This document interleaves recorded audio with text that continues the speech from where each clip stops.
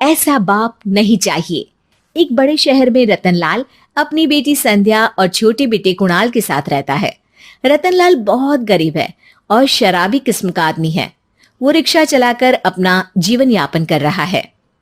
रतनलाल एक अधेड़ उम्र के आदमी योगेश्वर को कभी कभी अपनी रिक्शा से मार्केट या मंदिर छोड़ता है और कभी कभी बाजार से उसका सामान भी ले आता है। एक दिन रतनलाल योगेश्वर से कहता है, साहब, आपके पास गाड़ी है, फिर भी आप कभी कभी रिक्शा से क्यों जाते हो? इन शहर की गलियों को आराम से देखना मुझे बहुत पसंद है।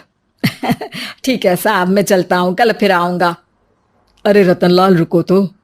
मैंने सुना है कि तुम अपनी बेटी को कुछ पैसों के बदले किसी को दे रहे हो।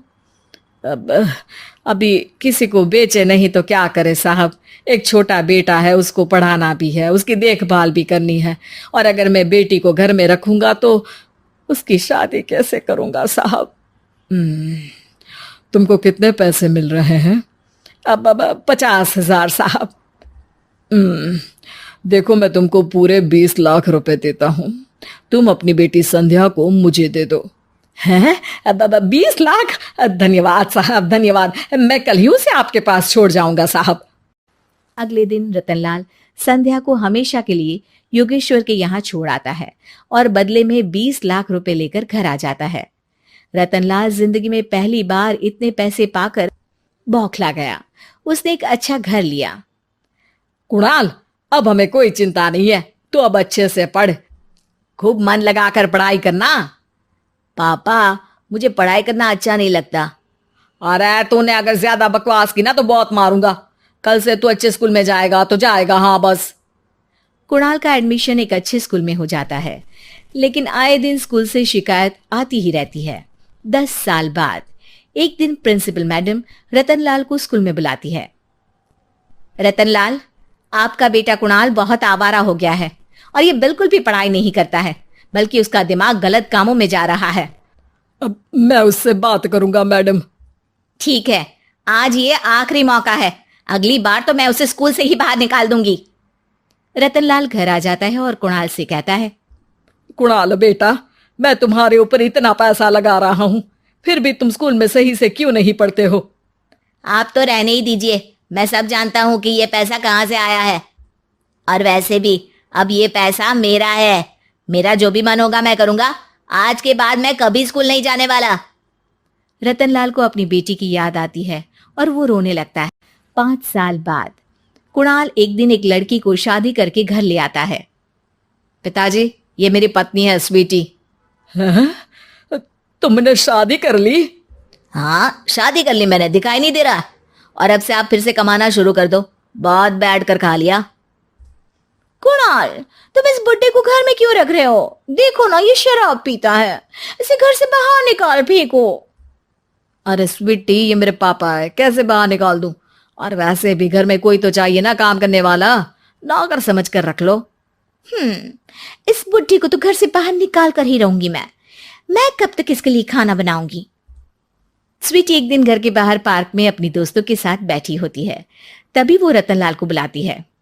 पिताजी, मेरे कमरे में मैं अपना फोन छोड़ आई हूं, जरा ला कर तो देना। हाँ जरूर, अभी लेकर आता हूँ। रतनलाल फोन लेकर आ जाता है। कुछ समय बाद स्वीटी के फ्रेंड्स भी चले जाते हैं। स्वीटी अंदर आकर शोर मचाती है, चोर चोर। कहाँ है चोर? मुझे तो यहाँ कुछ नहीं दिख रहा। अरे ये अलमारी खुली पड़ी है, जरूर किसी चोर ने ही खोली होगी। अरे कौन आया था यहाँ? यहाँ तो पिताजी आए थे बस। अरे बहू, मैं चोर नहीं हूं। मुझे तो आप पर अब बिल्कुल भी विश्वास नहीं है पिताजी, क्योंकि जब आप पैसे के लिए दीदी को बेच सकते हो तो आप चोरी भी तो कर ही सकते हो। अरे लेकिन वो सब तो मैंने तेरे भले के लिए किया था ना। मैं तो कहती हूँ कि हमें इनकी कमरे की तलाशी लेनी चाहिए। तुम बिल्कुल सही कह रही हो, चलो। स्वीटी और कुणाल दोनों रतनलाल के कमरे की तलाशी लेते हैं और उन्हें वहां स्वीटी की ज्वेलरी और पैसे मिल जाते हैं। मैं तो पहले ही जानता था कि चोर आप ही हो। निकल जाओ मेरे घर से और दोबारा अपनी शक्ल मत दिखाना। रतनलाल आंखों में आंसू लिए घर से निकल जाता है। स्वीटी मन ही मन सोचती है, आज तो मेरी प्लानिंग सफल हो गई। जैसा मैं चाहती थी ऐसा ही किया और बड़ी आसानी से उस बुड्ढी को चोरी का इल्जाम लगाकर घर से भगा दिया। रतनलाल की हालत अब ज्यादा खराब हो गई और वो सड़क पर बैठकर भीख मांगकर खाने लगा। एक दिन वहां एक गाड़ी आकर रुकी और सड़क पर बैठे सभी भिखारियों को अपने सेंटर ले गई। एनजीओ की मालिक संध्या एक एक करके सभी को सुविधा मुहैया कराती है। तभी उसकी नजर रतनलाल पर पड़ती है। पिताजी, संध्या तू? पिताजी आपकी ये हालत कैसे हुई? ये सब मेरे बुरे कर्मों की सजा है जो मुझे मिल रही है। मुझे माफ कर दे बेटी।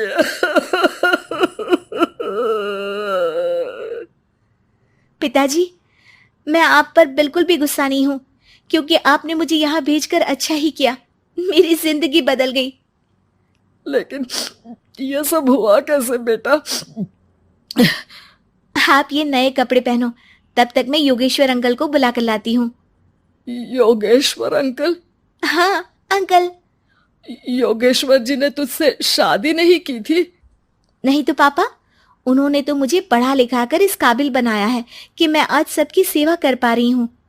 रतनलाल पश्चाताप करके रोता रहता है। तभी योगेश्वर भी वहां आ जाता है। रतनलाल जी, आपकी ये हालत कैसे हुई? इतने सारे पैसों के बावजूद भी?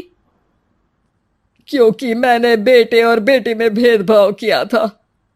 लेकिन आपने ये कैसे किया? मुझे ये जानना है, बताइए। सालों पहले जब संध्या छोटी थी, तब मैंने एक बार एक आदमी से तुम्हें बात करते हुए सुना था, जो कुछ पैसों में संध्या को तुमसे खरीद कर शादी करना चाहता था। मैं उस समय एनजीओ में बच्चों के लिए ही काम कर रहा था और मैं किसी भी लड़की की जिंदगी खराब होते नहीं देख सकता था।